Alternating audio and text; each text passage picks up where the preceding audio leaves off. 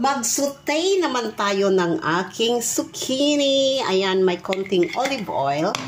Tapos, i-saute ko na ang aking onion, tomatoes, tapos garlic. Nahuli yung garlic, guys. Sandali lang. Ayan. Ihalo-halo natin. Tapos, ilagay ko na ang ating zucchini, oyster sauce, at saka milk, fresh milk. Tapos, ihalo-halo natin. Ang zucchini, guys, ay madali lang luto. Kaya huwag tagalan sa pagluluto para hindi ma-spoiled ang kanyang taste. Lagyan ko na ng pepper. Kasi naubusan ako ng aking parmesan. Dapat kasi may parmesan.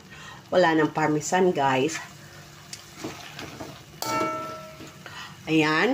Tapos, ilalagay ko na sa taas ang aking breaded dory fish. Ayan na, guys. Inilubog ko na ang aking breaded dory fish. Pakuluan natin ng mga 1 minute at tapos na.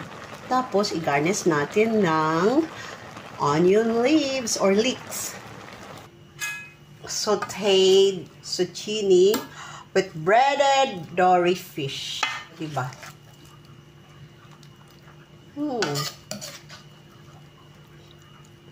Pwede ito kainan ng pasta, roti, or Mariam bread, or kanin.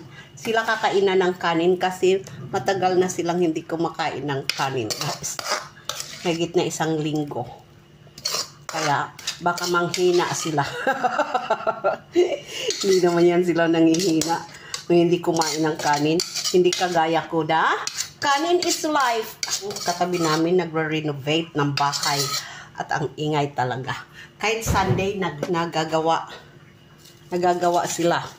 Ayan na, guys, ang aking lunch para sa aking Junakis. Kasi ang daddy niya kakakain lang siguro. Hindi pa siya kakain. Pero pagka makita nila ito, kakain na agad.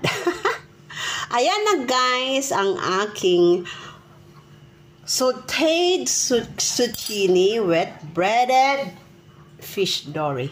Thank you for watching. Bye!